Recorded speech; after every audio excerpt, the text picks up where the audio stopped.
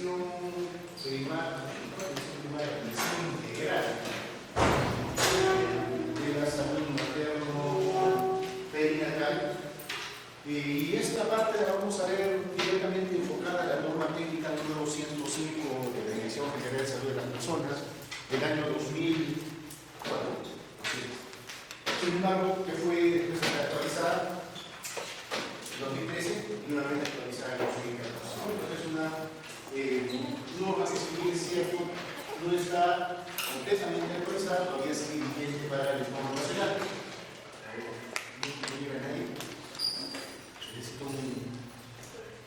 Necesito un manager de mouse. El último,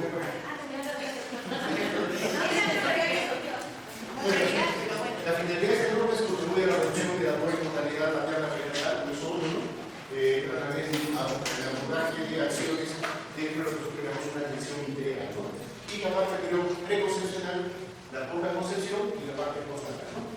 El objetivo general es un manejo estandarizado y eficiente, en razón de las normas técnicas, que todos se comporten igual, que todos sean eficientes, porque en teoría todas las actividades programadas y el flujo por el cual se programan las actividades han sido demostradas con evidencia, ¿no es cierto? Esa es la lógica de cualquier norma técnica y cualquier idea de cualquier patología ejecutiva, ¿no es cierto? Pero estamos en la carrera. Les mando el marco de los derechos humanos con enfoque de género e interculturalidad. Así. Bueno, los objetivos específicos, ¿no?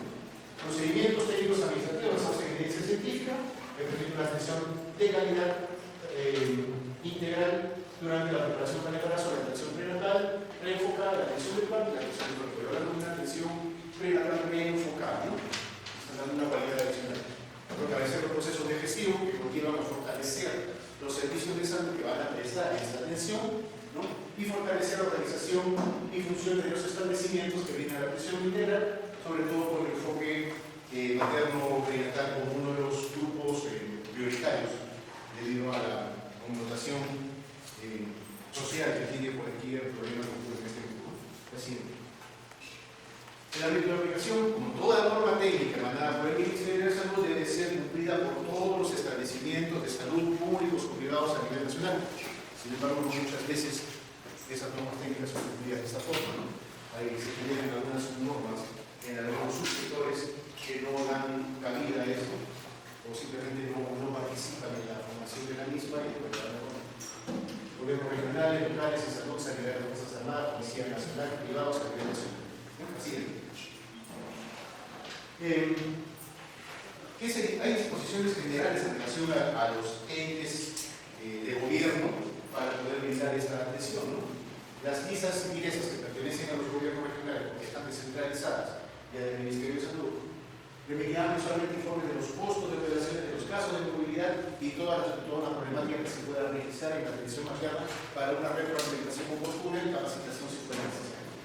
La red de salud debe tener lo siguiente para poder llevar a cabo estas acciones, ¿no? Garantizar en todos los establecimientos de la jurisdicción, en todos los establecimientos, y dependiendo de su nivel de complejidad, la atención prenatal por profesionales calificados para hacer la misma, ¿no? Si el nivel es 1-1, se calificará o se capacitará al personal que trabaje, generalmente hay enfermera y técnico, alguno de ellos tiene que estar capacitado, de preferencia la profesional. Si fuese posible, el 1-1 también debería tener un obstetricio que cubra las funciones cuando no hay médico. Ustedes se acuerdan, ¿no? El 1-1 tiene médico o no tiene médico. La pista. Ya. Entonces, en el 1-2 sí debe haber ya un equipo completo, en el 1-3 con mayor razón y el 1-4 debe haber inducidas observación y atención de parto de baja complejidad, ¿no? Ese es el médico. Eso es la responsabilidad de la red, ¿no? Asegurar que capten al 100% de las gestantes de su hábito de influencia. Es una obligación captar a todas las gestantes de la condición y que lleven adecuadamente los registros que conllevan la atención de la gestante, que no es un solo registro. Como todavía estamos en la época de las cavernas, usamos como 6-7 formas de registro, libros, cuadernos y todo lo demás, ¿no? Cuando todo eso debería ser sacado de una historia clínica individual, virtual o en la red. Sin embargo, como seguimos todavía en la época de las cavernas, tenemos que llegar a la respuesta con 6, 7 formatos. Así. Esto para que no lo van a ver, pero lo van a leer. ¿Ya? Esto que todo establecimiento de salud debe hacer. Cada uno de los establecimientos. Son 16 acciones específicas que deben cumplir. Ojo, les estoy poniendo ahí, en su aula virtual, la norma técnica 105, 60 páginas. Esto es un resumen de la ley. 60 páginas. O les voy a volver a preguntar cuánto es el promedio de hojas de texto que tiene un alumno de medicina diario en su carrera. 80, ¿no es cierto? Entonces estoy colocando 60 para leer casi por tu curso. ¿Lo ves? Es una gana todavía. Tiene menos, tiene más. Claro, porque ahí bien, a ver, pueden leernos.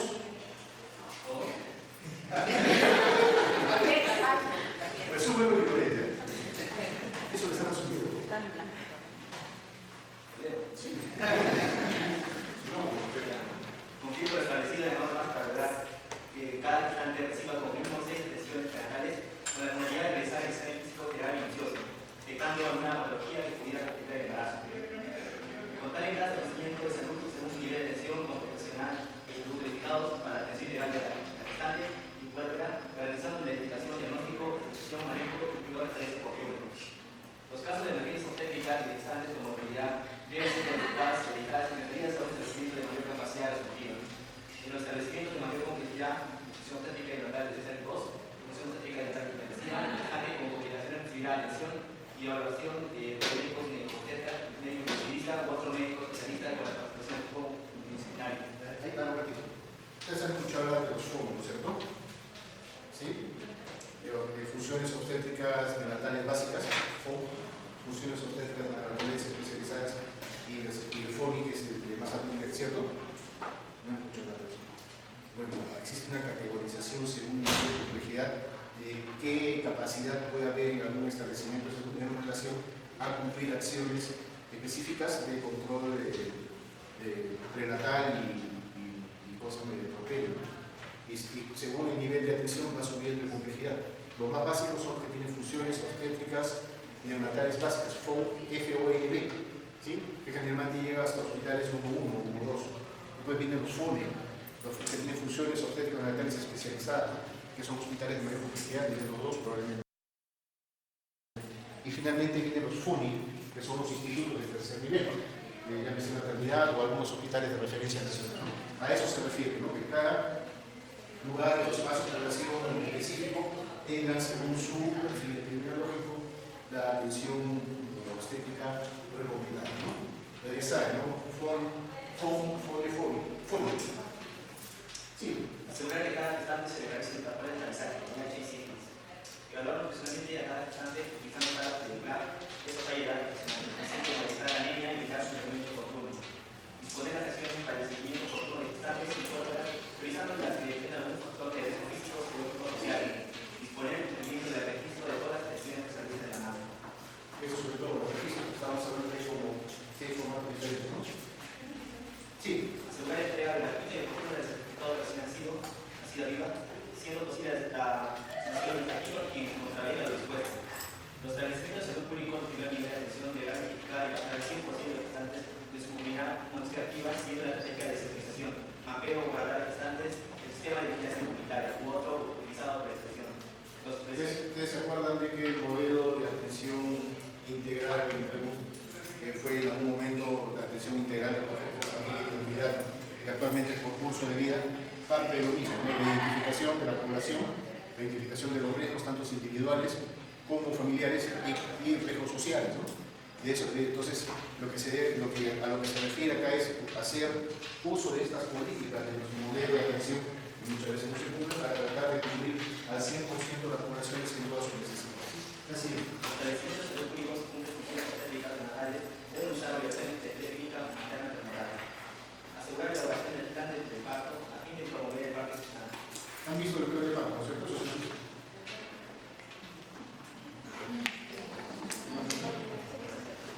Vamos a ver más o menos qué se va a hacer. ¿Están viendo el clínico?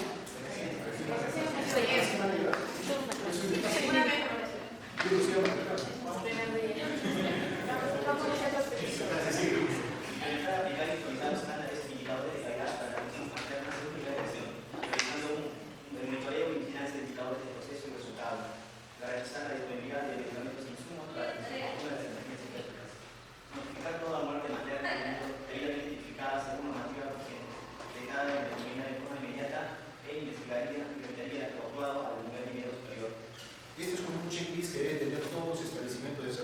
están obligados, todos están obligados, no hay ninguno que pueda decir que no, a brindar atención obstétrica neonatal, porque es una política priorizada dentro de las estrategias del gobierno, ¿no? Así es.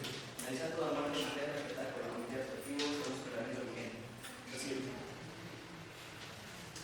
Vamos a hablar sobre los componentes de la prestación, ¿no? La atención integral de salud materna comprende atenciones, como visto, preconcepcional, o sea, la orientación que se da preconcepción, el manejo, el control prenatal desde el inicio, de preferencia desde el inicio, y el control de porterio y seguimiento al inicio de la necesidad, ¿no? Después del impacto institucional. Así es. ¿Qué es lo que vemos en una atención prenatal? Este es un resumen, ¿no? Tenemos que tener una minuciosa historia clínica, viendo todos los factores que puedan afectar el estadio o la capacidad gestacional, no solo de la mujer, sino de la madre. ¿Sí? Cuando hablamos de gestación, de procreación, hablamos de pareja, ¿no es cierto?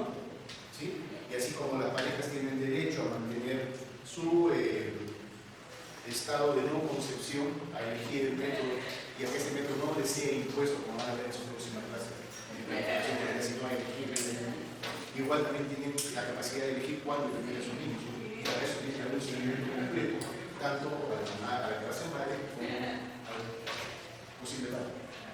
Tenemos que ver la edad materna, si hay obesidad o delgadez, si puede influir alcoholismo, tabaquismo, drogadicción, si existe violencia de género dentro de la pareja que pueda generar conflictos al respecto. Muchas veces lo dicen en el caso asociado a una multiplicidad también.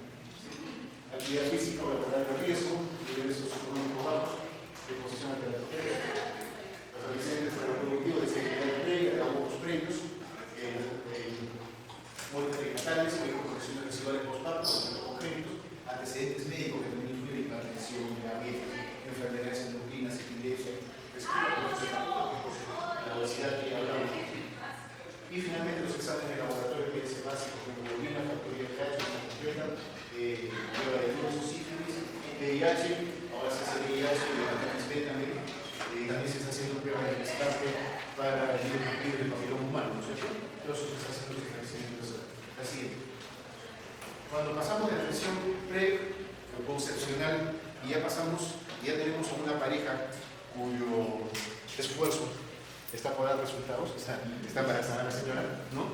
Tenemos que tener en ellos el cuidado de controlar por lo menos 6 veces, que ya son 9 o más, hasta 13. Con 13 controles la probabilidad de que haya algún riesgo o que aparezca un riesgo muchísimo más baja. 6 es lo mínimo aceptado. Y generalmente lo hacemos así, ¿no? Es un control mensual hasta la 22ª semana, empezando a más tardar en la semana 14ª, ¿no es cierto? Semana 14ª, entre la 14ª y la 21ª, entre la 22ª y la 24ª, entre la 27ª y la 29ª, ¿no? Un control mensual por lo que estamos hablando pasado los 6 meses aproximadamente. Y un control quincenal entre la 33ª y la 36ª semana, ¿no? Y semanal a partir de la semana 37. Lo mínimo son esos 6 controles. Así es. ¿Y qué hacemos en estos controles? Lo mínimo que se realiza son estas actividades que tenemos acá resumidas, pero como más que motivo de su práctica no las he ahondado más. Ya van a darse con sorpresa. ¿Qué es lo que hacemos, por ejemplo, en la primera atención de la 14ª semana? Primero confirmar el embarazo, la primera prueba. Obviamente que después es un embarazo. Conseguir orientación nutricional, la análisis completa, que se hace en el primer control, detección de signos de alarma, que se hace en todos los controles, medición de la talla en el primero, es difícil que tenga funciones dependiendo de la edad también, porque puede haber embarazo en adolescentes. Control de peso, eso sí varía y tiene que hacerse en todos los exámenes, de todas las veces que caiga, determinación de la presión arterial, pulso y temperatura en todos los controles. Examen químico ustedes con el primero y después a necesidad o según lo considere conveniente el médico que se evalúa. De evaluación de la pelvis, se hace la primera y se hace en el quinto control de la segunda, porque en la medida que va avanzando el embarazo, la pelvis se va adecuando para el momento del parto. Entonces, lo ideal es hacer un examen, inclusive entre la 34ª y la 37ª semana, para ver cómo se está adecuado ese canal de parto. Si no es adecuado, se pueden salir otras funciones, ¿no? Estimación de edad gestacional, muchas veces el dato de la fecha de última regla falla bastante, ¿no? Inclusive hay embarazos que son mucho mayores, pero como hubo sacado la migración, a veces hace pensar que el embarazo es más reciente, sin embargo puede ser. Mayoría y las personas que son irregulares también puede haber bastante sobrepases entre eso, ¿no? Entonces, no solo basarse en el dato de la fracción primaria, sino también con exámenes auxiliares, tipo puede ser a través de la medición de la hormona, de la hormona orgánica humana, o puede ser a través de ecografía, ¿no? Ambas tienen su sesgo por un examen, como ustedes saben, tiene su sensibilidad y su especificidad, ¿cierto? Diagnóstico del número con ecografía y palpación, pedir altura uterina en todos los exámenes posibles, los latidos fetales, la evaluación del líquido amniótico a partir de la 22ª semana es importante, la presentación a partir de la 25ª, cómo se está adecuando el producto, ¿no? Factor IRH se determina en la primera y se tiene que tener mucho cuidado con el tener en cuenta el IRH de la pareja, ¿no es cierto? Porque puede haber incompatibilidades, ¿cierto? Detección de diabetes gestacional, se hace una o dos veces según el electrocardiograma mínimo, porque si hay la sospecha lo podemos hacer a veces que necesitemos. Los cultivos, las pruebas rápidas para VIH, sífilis, mínimo 2 al momento de captar y un control antes del último. La proteína de la orina, ¿para qué pedimos proteína de la orina? Descartar preeclampsia, muy bien. Además, eso asociado, ¿no? Y las acciones propias que se deben realizar, como chequeando la fundación antidiatémica, no solo antipetánica, sino de cualquier otro riesgo que pueda haber. El Papa Nicolau, la evaluación odontológica a necesidad del usuario. Hay un proceso de clasificación que afecta mucho las piezas dentarias en el embarazo, y una de las condiciones para garantizar, para decir que una gestante está controlada es haber pasado por su control odontológico completo y sus controles por psicólogo. ¿Sí? Se administra ácido fólico, se pide de bienestar fetal cuanto alimento que se requiera, se puede administrar hierbas, ácido fólico si hay anemia, calcio si fuera necesario, y se vaya preparando a la gestante para el momento de parto a través de la psicoprofilaxis a partir de la tercera o segundo control, y se la va preparando también para el postparto, hablando sobre los métodos de planificación más adecuados para ello. Se les hace una oferta de los métodos que sí puede llevar, para algunos métodos que no van a poder obviamente con algunas patologías, pero se les da un abanico de lo que puede hacer, y es la pareja la que dice. ¿Bien?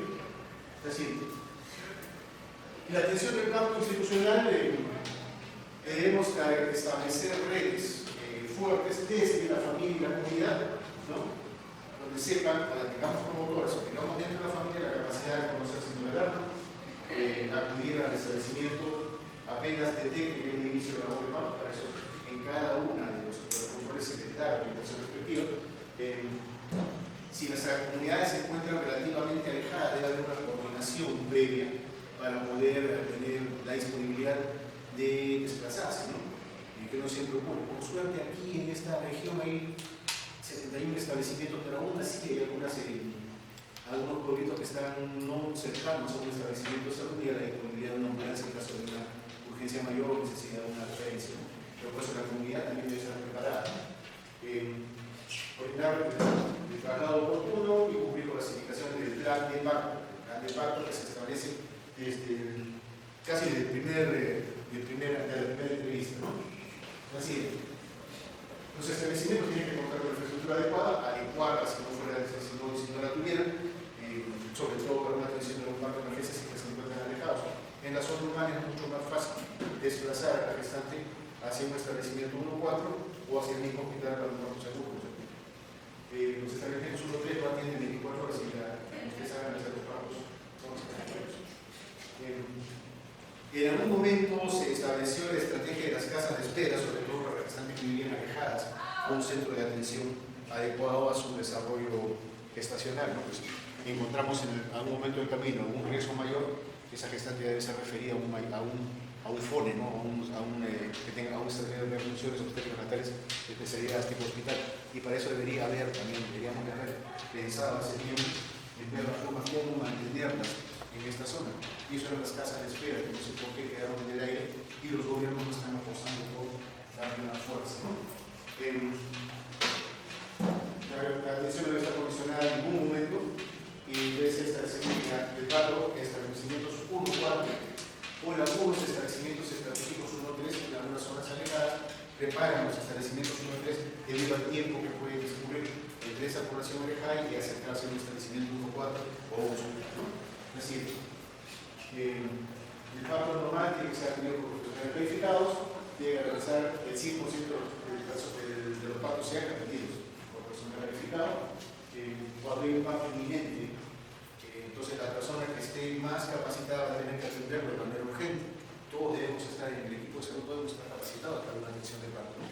Cuando viene un parto no expulsivo que comienza, obviamente a veces viene complicado, y eso es un problema. Nosotros tenemos que tener nuestro sistema de salud activo, la capacidad de referir y todo lo demás, ¿no? En conexión siempre, ¿no? Pueden elegirse, según la norma médica, un parto horizontal o un parto vertical. Como ya van a ver ustedes, el parto vertical es el parto que más se acerca a la adecuación fisiológica, ¿no? El parto horizontal fue un invento para que no nos duela la espalda a los médicos, ¿sí? ¿No? La verdad no. El médico se van a sacar de... Bueno, en realidad es la posición fisiológica, ¿no? Para un parto de golpe tiene un índice de gramos, inclusive la red se acomoda mejor, el canal de parto se acomoda mejor así, pero no se un poquito más grande, hasta en indigestas. En cambio, la otra posición es bueno, la facilidad para que el profesional trabaje, ¿no? Pero más allá de eso, tiene que ser, ¿no? El ambiente tiene que ser cálido, tranquilo, con luz adecuada, sobre todo cuando hablamos de esto de interculturalidad, ¿no? Que lo vamos a ver en algún momento del curso. Imagínense a las señoras, voy a hablar de las experiencias de los 90, ¿no? Las señoras que vivían en un pueblito alejado andino o de la selva, que estaban acostumbradas a tener sus partos dentro de sus casas, con poca iluminación, con su chimenea o su hoguera cercana para preparar su ternillo de gallina para después del parto, su familia cercana, y que de un momento a otro la saque de ahí y la pongas en una sala con luces brillantes, que le quites la ropa, le pongas una bata, le metas en una silla incómoda, en una mesa incómoda y con las piernas en posición incómoda, pues hay un choque cultural, ¿no es cierto? Imagínate, es como si viniera un extraterrestre y nos raptara y nos hiciera un montón de pruebas, más o menos. Entonces, tenemos que adaptar nuestras salas de partos a la forma que sea más asequible para las personas de determinadas comunidades. Y eso va a hacer que los partos domiciliarios disminuyan o los partos domiciliarios sean atendidos de todas maneras con un profesional de salud y no sean partos domiciliarios sin atención propia, ¿no? Pero con eso disminuimos movilidad, disminuimos mortalidad en el menor madrileño, ¿no? Y bueno, todo establecimiento debe tener un kit de medicamentos, un código de emergencias preparado en un lugar visible para el caso que llegue un expulsivo sacar el recibo. Bueno, el personal tiene que estar capacitado, tiene que dar orientación, reconocer los signos de alarma, dar referencias en caso necesario y evitar prácticas rutinarias que no favorecen la evolución adecuada, ¿no? Cuando vean las claves azul, roja, amarilla, ¿las han visto también, no? O sea, ¿no? ¿Cómo dice que no llegó a mi? Pero sí nos han indicado de que existe, pero todavía no se han especificado. No se han especificado. O sea, cuando hay claves de ese tipo, sí, como cuando hay un parto inminente se activa, ¿no? Se activan las claves del personal que ha sido capacitado inmediatamente concurre y cada uno tiene una función. No estamos como usted chicado chocándonos uno contra otro, ¿no? Y todo el mundo queriendo decir, no, hay un jefe de equipo, un primer ayudante, un segundo y un tercero que se encarga de la referencia, las llamadas y de establecer el contacto con el laboratorio, ¿no? Entonces, todo eso lo vamos a ir viendo en el transcurso de este curso. Nosotros estar preparados para el, ¿no? Tiene que estar preparado por emergencia, tiene que identificar y verificar quiénes serán los donantes de sangre, en caso de que sea un hospital con funciones obstétricas neonatales especializadas y se requiere una transfusión. Toda vez que refiramos a una gestante es ideal e imprescindible, diría yo, por los riesgos que se conlleva de que esté acompañada, ¿no? Por un familiar, como la pareja o como un familiar cercano. La mamá, la hermana, la tía, etc. No sé si la suegra, pero bueno. Cumplir la concepción de seguridad y respetar los derechos en todo momento de las personas que están en esta situación. Bueno, la atención del parto institucional tiene tres momentos. No vamos a entrar a fondo, simplemente estoy indicando lo que hay en esta norma técnica, pero van a leer la sustancia, ¿sí? Tiene la parte de dilatación, que es el periodo del parto, el repulsivo, segundo periodo, y el alumbramiento o la emoción de la placenta, que es el tercer periodo. Así que la atención del porpero también está dividida en la atención de puerperio inmediato, que son el puerperio inmediato las primeras 2 horas, de ahí el primer día de hospitalización, que se incluye el puerperio inmediato. El de las 2 horas se hace generalmente todavía en la sala de observación, en la sala de partos. El otro se puede hacer en hospitalización, la hospitalización, si se lo hubiera, o si también en la sala de observación, depende de cómo se organiza el establecimiento, ¿no? La atención del puerperio inmediato, que son de las 24 hasta los 7 días posteriores, y la atención durante el puerperio tardío, que son del 7º día al 22º día posterior al parto, ¿sí? Se realizan también actividades de captación y seguimiento. Se crea lo que se llama un radar de gestante, ¿no? O sea, es un mapa de la jurisdicción donde se identifica, porque tenemos la obligación de identificar al 100% de las gestantes, ¿sí? Identificar dónde están cada una de las gestantes y si están cumpliendo o no están cumpliendo con sus controles y sus seguimientos. Hay progrositos. Todavía tenemos en la época que tenemos que usar una herramienta pizarra y trabajar de chinche, ¿no? Cuando esto se puede visualizar con medios, con GPS y todo lo demás, ¿no es cierto?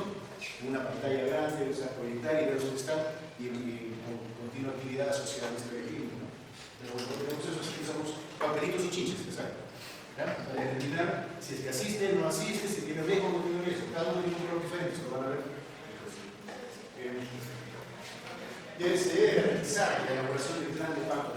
La familia, la pareja debe estar comprometida con el proceso y desde la segunda y tercera entrevista debe tener casi claro cómo va a ser ese control antes se presente actividades que nos lleva a modificar ese plan de parto, porque se tiene que tener idea de dónde va a ser, más o menos cuándo va a ser, quiénes van a estar, de qué forma van a ser, ¿no?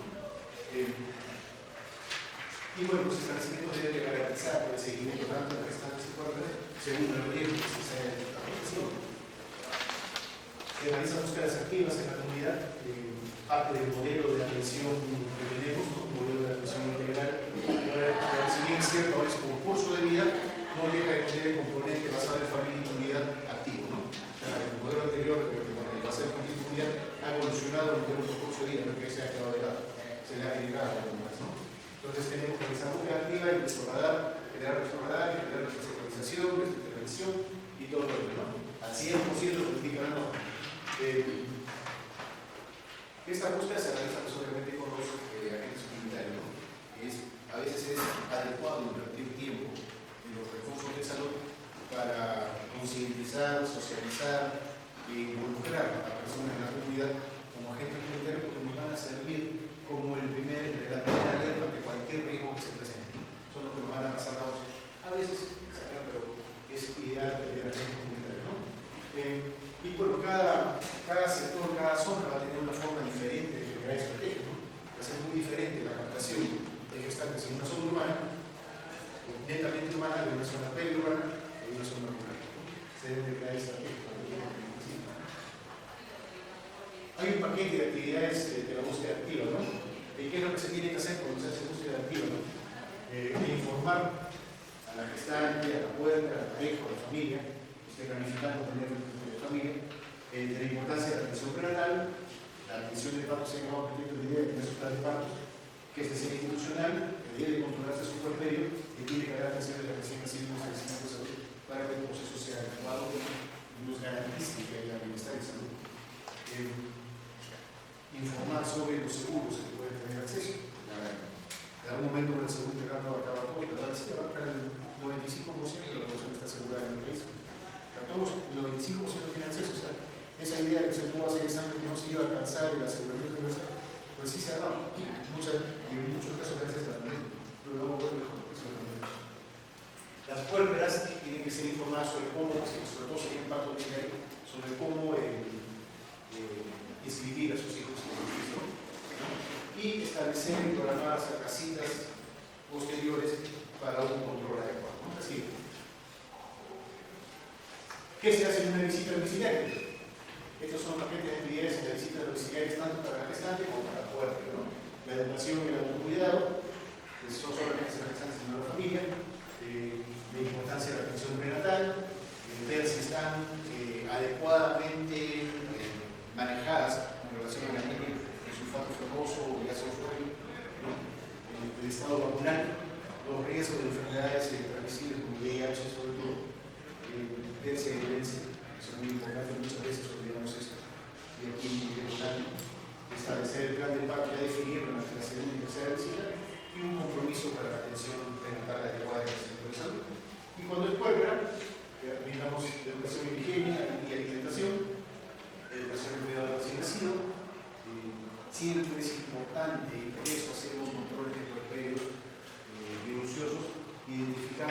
de posible depresión postparto, ¿no? O algún desequilibrio en la puerta, se presentan, no son muy frecuentes, pero sí se presentan con relativa frecuencia y hay que tenerlo presente, porque puede desencadenar sucesos no adecuados, ¿no?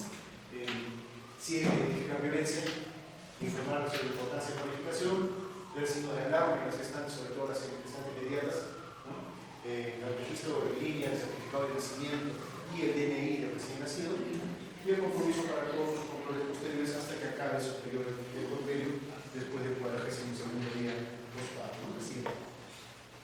El plan de parto, que se de aplicación obligatoria a todos los niveles de atención. En la primera entrevista se elabora la fecha del plan de parto. En la primera atención, entregando la copia de la gestante de la orquídea para que se realice con su familia y decida las opciones, ¿no? En la segunda se realiza en el municipio, antes de la segunda atención prenatal, y se acuerda fechas para ir manejando sus controles y ver a posibles lugares de donde pueda ocurrir el pago, ¿no? Y la tercera se realiza en el municipio también antes de su tercer control, con la participación de preferencia de un agente comunitario o con el apoyo del socorro familiar para poder establecer cómo va a ser en caso de que ocurra horas de la noche traslados, si es en la mañana cómo se va a elegir, quién va a llevar, quién va a ser el responsable de acompañar según los horarios del día y las fechas que se destinan sacar esa ciudad, ¿no? Cuando se realiza un hospital, el plan de parto se realiza en el hospital, está establecido, tiene la obligación de hacer control de plan de parto y todo. En caso de los adolescentes, y esto es un tema difícil de tratar, ¿no? Porque el adolescente tiene que seguir su vida y tiene que seguir su proceso de educación, ¿no? Entonces tiene que establecer un mecanismo integrado con su centro educativo para que ellos también participen como un agente más dentro de este plan de parto. Tiene que dar ese apoyo y esa capacidad posterior para su organización educativa. Según el tercer nivel, el plan de parto se puede realizar en la consulta prenatal. Generalmente acreditamos que un embarazo que está evolucionando de manera adecuada para un segundo desarrollo, pero en algunos casos, por complicaciones de todo lo que hemos visto anteriormente, necesita desarrollar. Y se considera el plan de parto efectivo en aquella que después de haber realizado las entrevistas, termina el parto institucional sin ninguna complicación. Es decir, lo que se habla de los instrumentos, de registro y notificación básicos. Básicos sería uno, ¿no? Tenemos a pagar gestantes, el libro de seguimientos y padrón de gestantes, el registro de gestantes y puertas que recibieron visita domiciliaria, la historia clínica materno perinatal, que se la cita, todo registrado. Ya han visto ustedes esa hojita resumen que se llama la gestante comunitaria. ¿Sí? El libro de atención de parto, los ciclos de partos, el libro de registro de psicoprofilaxis docente, que es estimulación prenatal, que casi todos los establecimientos realizan. ¿Cuál es la diferencia entre psicoprofilaxis y estimulación prenatal? Lo mismo. Si mal no me equivoco, creo que la psicoprofilaxis es la que se practica durante el periodo con la mamá y los ejercicios que se hacen para poder ir preparando para el parto. Y creo que la estimulación perinatal es cuando se le ponen sonidos, sonajas, o diferentes Excelente procedimiento, ¿no? La psicoprofilaxis es preparar física y mentalmente al gestante para el momento del parto, a través de ejercicios, adecuación de pelos y todo lo demás. Y la estimulación se hace con el niño desde el vientre a través de diferentes estímulos, auditivos, qué sé yo, ¿no? Hay varias formas, ¿sí? Si hay alguna intervención médica quirúrgica que puede cesárea, y el libro de registro de emergencias hospitalarias. Todo esto debe ser, ¿no? Todo esto debe ser igual. Todo esto debe ser igual.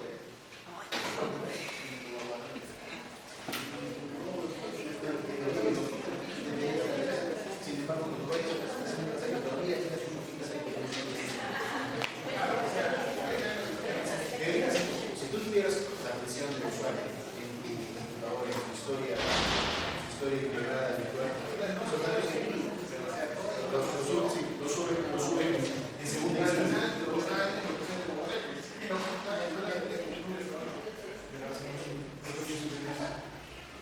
Tenemos esa costumbre de generar los registros y subregistros, hojitas y más hojitas, ¿no? Debería ser lo más simple posible. Bueno, todas esas actividades tienen que ser planificadas, ¿no? Tienen que ser correctamente planificadas, entonces como toda norma técnica tiene su momento de planificación. ¿Qué es lo que planificamos? En prestación, al 5% de las mujeres en edad fértil se les da una atención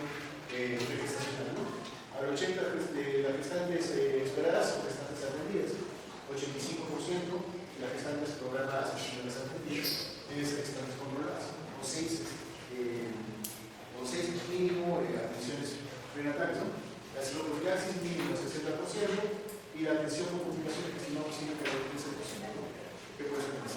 En algunos lugares esta cifra sube hasta 30%, porque increíblemente hay un 30% de cesárea. No sé si se les sabe.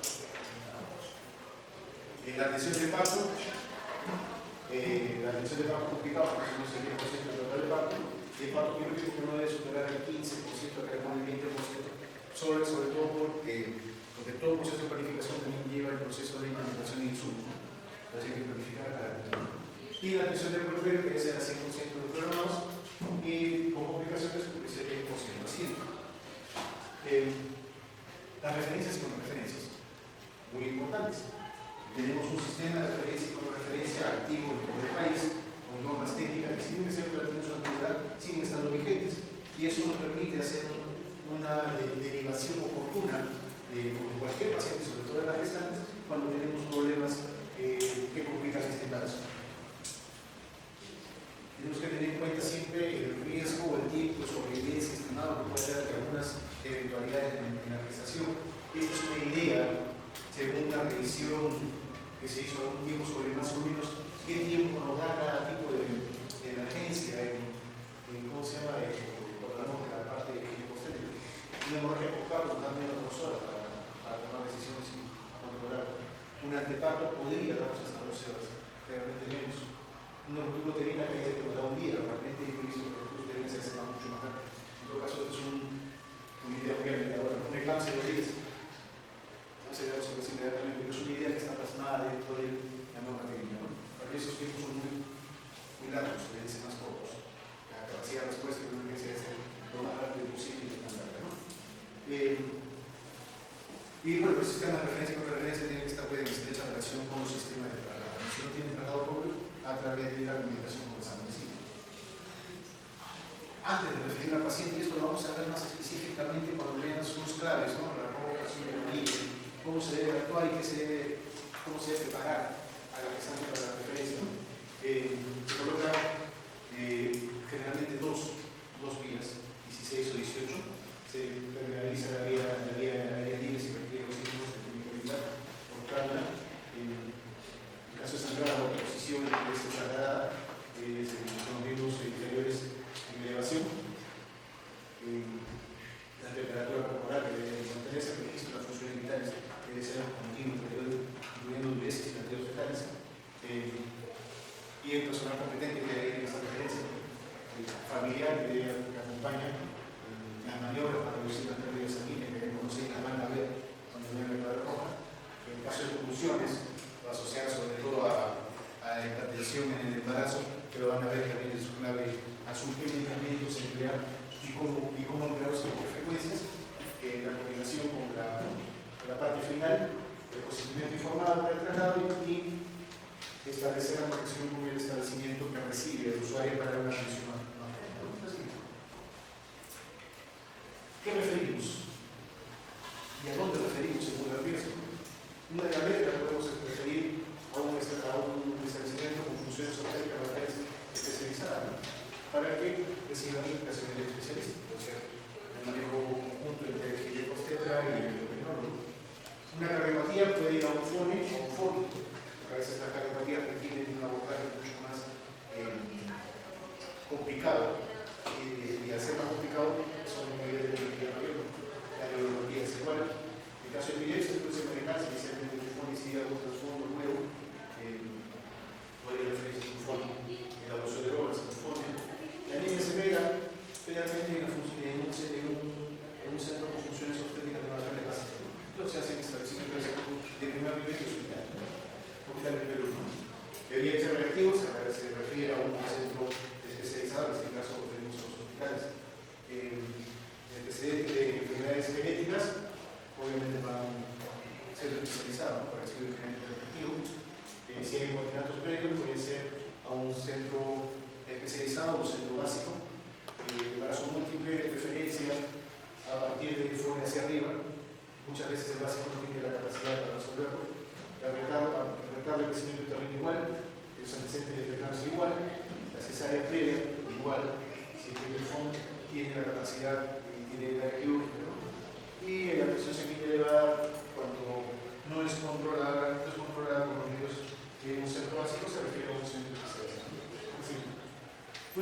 referencia que debe ser la comunicación de regreso una vez ocurrida o la urgencia del transcurso del embarazo o la persona que está haciendo la puerta, debe haber una respuesta al centro que va a hacer el seguimiento del criterio final sobre qué eventualidades ocurrieron, qué diagnósticos tuvo, qué medicación o qué seguimiento se debe hacer al paciente. Y aquí estamos confiando bastante, ¿no?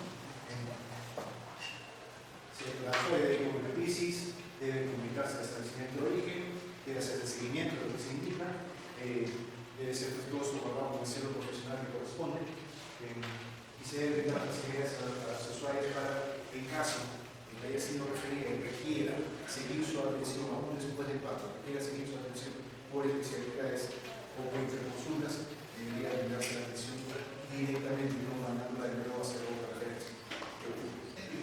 ¿No? ¿Referencia?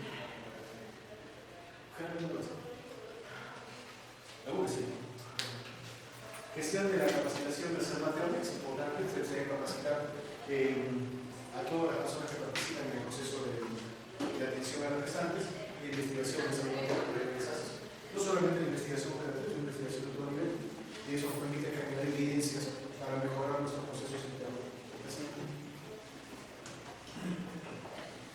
Tenemos que organizar a la comunidad para poder hacer frente a cualquier complicación que se presente en el momento, para tener el transporte adecuado, para que no van a ir a un establecimiento y si en caso de que la sangre tenga sangre, proveer el esquema de la familia, ¿no? Si es que hay una complicación con su seguro, no abarca todo, cómo se va a financiar lo poco que falta. Y bueno, el sistema de referencia comunal que nace desde el promotor de salud. Sí. Una casa de espera sería realmente algo ideal, sobre todo para las gestaciones complicadas que vienen de zonas sagradas, donde el establecimiento seguro no tiene las funciones obstétricas natales adecuadas para esa atención. Es la cosa que quiere un poco más grande, pero más o menos un lugar adecuado para tenerlas, espera y vigilarlas cercanamente. Los tengo mi casa de espera cerca del establecimiento y siempre tengo 10 gestantes, por lo menos 2 veces al día, porque se hace la zona. Y estamos atentos a lo que les pasa, atentos a sus necesidades. En cambio, si están fuera, no tenemos eso, hasta que lleguen, van a llegar en las últimas, puede llegar con mucha complicación. Es una idea que lamentablemente no se está empleando o no se le está dando el valor que realmente necesita. Por esto que ven acá, que parece un resumen de sus pesadillas, se debería del programa, pero van a ver en la norma técnica más claramente para que lo vean. ¿Sí? Creo que ¿sí? Bien, la práctica está clara. La práctica consiste en todo eso que no hemos podido ver con el tiempo, que sobre todo es qué se hace en cada control prenatal, qué se hace, cuáles son los procedimientos propios de las 3 etapas de parto, lo lean, se lo presenten, no sé qué, y sepan que nos 3, a lo mucho, ¿no? Raro ya los tienen 4, ¿no? Pero ha ido disminuyendo. Ustedes